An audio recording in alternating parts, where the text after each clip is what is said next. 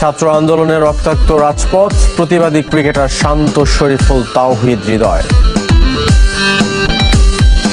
পাকিস্তানের চোখে চোখ রেখে লড়তে চায় বাংলাদেশ, রিশাদকে এখনই টেস্টে দেখতে চান না অধিনায়ক। স্বপ্নের ক্লাব রিয়াল মাদ্রিদে যোগ দিলেন কিলিয়ান এমবাপ্পে, ক্লাব ইতিহাস লিখতে চান নতুন করে। শিক্ষার্থীদের উপর হামলার প্রতিবাদে সরব ক্রীড়াঙ্গন, জাতীয় দলের অধিনায়ক নাজমুল হোসেন, শরীফুল ইসলামরাও ব্যথিত শিক্ষার্থীদের উপর হামলায়। তাওহিদ হৃদয়, দিয়া সিদ্দিকী, নীলুফা ইয়াসমিনদের মতো ঢাকা বিশ্ববিদ্যালয়ের শিক্ষার্থীরাও সামাজিক যোগাযোগ মাধ্যমে সরব হয়েছেন। কোটা সংস্কার ইস্যুতে উত্তপ্ত দেশ, রক্তাক্ত রাজপথ, সংকটে চুপ করে নেই ক্রীড়াঙ্গনের তারকারাও। শিক্ষার্থীদের মার খেতে দেখে হৃদয় রক্তক্ষরণ, শান্ত হৃদয়, দিয়া সিদ্দিকী, মিতুল মার্মা। আমি চুপ, তাই বলে অন্ধ নই, নিজের ফেসবুক স্ট্যাটাসে এমন নীরব প্রতিবাদ ক্রিকেট অধিনায়ক নাজমুল হোসেন শান্তর। নিজেকে শিক্ষার্থী হিসেবে পরিচয় দিয়েছেন শরীফুল ইসলাম, ছাত্রদের উপর হামলার বিপক্ষে তার অবস্থান। ক্রিকেটীয় ব্যস্ততায় ঢাকা বিশ্ববিদ্যালয়ে আনাগোনা কম তাওহিদ হৃদয়ের, তবে প্রাণের বিশ্ববিদ্যালয়ে রক্তের ছটা দেখতে চান না এই ব্যাটার। প্রতিবাদী ক্রীড়াঙ্গনের অন্য তারকারাও নিজের প্রোফাইল ছবিতে ঢাকা বিশ্ববিদ্যালয়ের রক্তাক্ত লোগো দিয়েছেন আর্চার দিয়া সিদ্দিকী। অসংখ্য ছবি শেয়ার করে শিক্ষার্থীদের উপর হামলা বন্ধের দাবি জানিয়েছেন। ঢাকা বিশ্ববিদ্যালয়ের আরেক শিক্ষার্থী ও সাফ জয়ী নারী ফুটবলার নীলুফা ইয়াসমিন নীলাও একই রকম ছবি আপলোড করেছেন। প্রতিবাদী ছবি পোস্ট করেছেন জাতীয় দলের গোলরক্ষক মিতুল মার্মা, দাবি তুলেছেন শিক্ষা প্রতিষ্ঠানে শান্তি ফিরিয়ে আনার।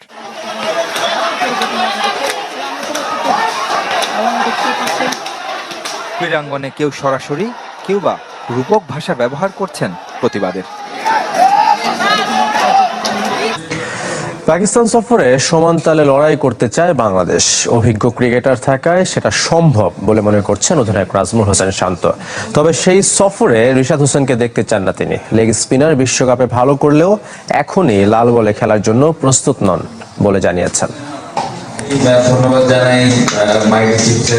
ভালো হোক কিংবা খারাপ, অতীতের কোন সিরিজ বা টুর্নামেন্ট নিয়ে কথা বলতে পছন্দ করেন না বাংলাদেশ অধিনায়ক নাজমুল শান্ত। তার চোখ এখন শুধুই পাকিস্তান সফরে।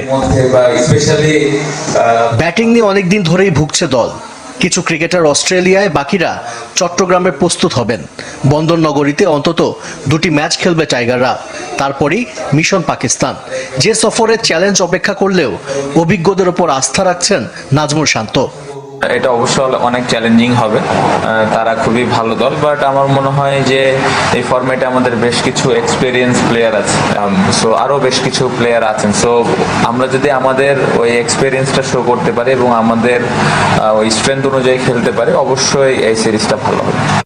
টি-20 বিশ্বকাপে বাংলাদেশের বড় অর্জন রিশাদ হোসেন, তবে স্পিন কোচ মুশতাক আহমেদের বিদায় দুশ্চিন্তায় ফেলেছে স্পিনারদের। যদিও রিশাদের পারফরমেন্সের পেছনে লোকাল কোচদের কৃতিত্ব দিলেন টাইগার অধিনায়ক। এক সপ্তাহের মধ্যে শেখ হাসিনা আন্তর্জাতিক ক্রিকেট স্টেডিয়ামের আন্তর্জাতিক টেন্ডার হবে বলে জানিয়েছেন বিসিবি ফ্যাসিলিটিস কমিটির চেয়ারম্যান আকরাম খান। 2024 টি-20 বিশ্বকাপ ফাইনালের প্রতিশ্রুতি পূরণ না হলেও 2031 ওয়ানডে বিশ্বকাপ লক্ষ্য এখন বিসিবির। স্বপ্ন স্বপ্নই থেকে যায়, পূরণ আর হয় না। শেখ হাসিনা আন্তর্জাতিক ক্রিকেট স্টেডিয়াম দেশের ক্রিকেটে সেই স্বপ্নের নাম। 2019 সালে প্রথম ঘোষণা এসেছিল, 5 বছর পর 3D ডিজাইন আর সবুজ মাঠই অর্জন।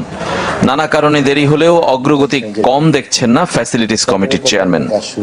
টেন্ডার পৌঁছার আগে তো আমাদের টেবিলের মধ্যে কিন্তু অনেক কাজ থাকে, ড্রয়িং থাকে, আপনার যে কনসার্টার আছে ওদেরও প্রচুর কাজ থাকে। তো আমরা মোটামুটি সবকিছু গুছিয়ে নিয়ে আসছি এবং সপ্তাহখানেকের মধ্যে এটা টেন্ডারে চলে যাবে, তারপর তো আপনার কাজ শুরু হয়ে যাবে। 2024 নারী টি-20 বিশ্বকাপ ফাইনাল দিয়ে যাত্রা শুরুর কথা ছিল, কিন্তু সেটা হচ্ছে না। এখন লক্ষ্য 2031 ওয়ানডে বিশ্বকাপ। আমরা 3 থেকে 3.5 বছরের মধ্যে আল্লাহর মতো যদি আমরা কোনো কাজ না থামে কোনো কারণে, তাহলে ইনশাআল্লাহ আমরা স্টেডিয়াম পুরোপুরি তৈরি পাবো। উইকেট তৈরির দায়িত্বে ছিলেন অস্ট্রেলিয়ান কিউরেটর টনি হেমিং। সেও বিসিবিকে দায় দিয়ে বিদায় নিয়েছেন, যোগ দিয়েছেন পাকিস্তানে। সেখানেও পিছিয়ে গেছে পূর্বাচলের এই স্টেডিয়াম। যিনি চলে গিয়েছেন উনি কিন্তু আসলে অনেক উঁচু মানের একজন ক্রিকেটার ছিলেন। আমরা চেষ্টা করব ওনার মতো আরেকটা নিয়ে আসতে। সময় বেড়েছে অন্য অনেক প্রকল্পের মতো ব্যয়ও। বিসিবির নিজস্ব অর্থায়নে নির্মিতব্য স্টেডিয়ামটি 700 কোটি টাকা থেকে বেড়ে এখন 1500 কোটি টাকায় গিয়ে ঠেকেছে। দীর্ঘ প্রতীক্ষার অবসান, অবশেষে সান্তিয়াগো বার্নাব্যুতে কিলিয়ান এমবাপ্পে প্রায় ৭৫,০০০ দর্শকের সামনে নিজেদের হোম গ্রাউন্ডে বিশ্বকাপ জয়ী তারকাকে পরিচয় করে দিল রিয়াল মাদ্রিদ। উপস্থিত ছিলেন ক্লাব কিংবদন্তি জিনেদিন জিদান। লস ব্লাঙ্কোস জার্সিতে নতুন ইতিহাস লিখতে চান নাম্বার 9। শৈশবে স্বপ্ন দেখেছিলেন, দীর্ঘদিন যা লালন করেছেন। সব প্রতীক্ষার অবসান ঘটিয়ে মুক্ত হৃদয়ে সান্তিয়াগো বার্নাব্যুতে ফরাসি জাদুকর কিলিয়ান এমবাপ্পে। প্রায় ৭৫,০০০ রিয়াল মাদ্রিদ সমর্থক তাকে বরণ করে নিয়েছেন রাজার বেশে। কারিম বেনজেমার বিদায়ের পর অনেকদিন ধরেই খালি ছিল রিয়ালের ৯ নম্বর জার্সি। এবার যা গায়ে জড়িয়ে পূর্ণতা দিলেন এমবাপ্পে। এমবাপ্পে অধ্যায়ের শুরুর দিন পাশে থেকে আলো ছড়িয়েছেন ক্লাব কিংবদন্তি জিনেদিন জিদান। স্টেজে সাজানো ছিল লস ব্লাঙ্কোদের 15 চ্যাম্পিয়ন্স ট্রফি। সেই ট্রফি জয়ের স্বাদ থেকেই প্যারিস ছেড়ে মাদ্রিদে বিশ্বকাপ জয়ী তারকা। স্পিড স্টারকে স্বাগত জানান সভাপতি ফ্লোরেন্তিনো পেরেজ। ফ্রি এজেন্ট হয়ে বছরের শুরুতেই রিয়ালের সাথে চুক্তি সেরেছেন, তবে এতদিন তা জানা থাকলেও আনুষ্ঠানিক ছিল না।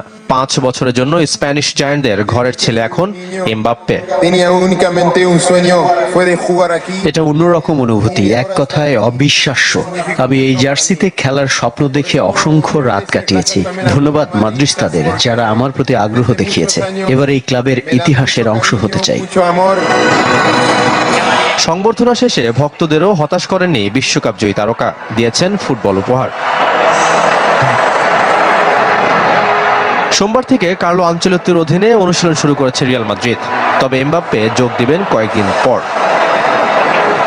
ভিনিসিয়াস, বেলিংহ্যাম, রদ্রিগোদের সাথে এমবাপ্পে। ইউরোপ শাসন করা অদম্য রিয়াল এবার হবে আরো বেশি অপ্রতিরোধ্য। সরকারি চাকরিতে কোটা সংস্কারের দাবিতে বেশ কয়েকদিন ধরে আন্দোলন করছেন দেশের বিভিন্ন সরকারি বিশ্ববিদ্যালয়ের শিক্ষার্থীরা। এতদিন এই আন্দোলন শান্তিপূর্ণভাবে চললেও সোমবার 15 জুলাই ঢাকা বিশ্ববিদ্যালয়ের আন্দোলনকারীদের ওপর ছাত্রলীগ হামলা চালালে তা সহিংসতায় রূপ নেয়। এদিকে দেশের বাইরে ক্রিকেট লিগে ব্যস্ত জাতীয় ক্রিকেট দলের তারকা ক্রিকেটার তাওহিদ হৃদয়। তিনি ঢাকা বিশ্ববিদ্যালয়ের লোক প্রশাসন বিভাগের শিক্ষার্থী। পেশাদার ক্রিকেটার হলেও প্রিয় শিক্ষা প্রতিষ্ঠানের সংকটময় মুহূর্তে তিনি উদ্বেগ প্রকাশ করেছেন। সামাজিক যোগাযোগ মাধ্যম ফেসবুকে নিজের ভেরিফাইড পেজে উৎকণ্ঠা প্রকাশ করে তিনি লেখেন, সবকিছু থেকে দূরে আছি, তাই অনেক কিছুই দেখা হয়নি। আমার প্রাণের ঢাকা ইউনিভার্সিটি আর রক্তাক্ত না হোক। প্রধানমন্ত্রীর এমন বক্তব্যে কোটা সংস্কার আন্দোলনকারীদের রাজাকারের বাচ্চা বা নাতিপুতি বলা হয়েছে অভিযোগ করে রোববার রাত থেকে প্রতিবাদ শুরু করেন ঢাকা বিশ্ববিদ্যালয়ের শিক্ষার্থীরা। এরপর আন্দোলন ছড়িয়ে পড়ে দেশ জুড়ে।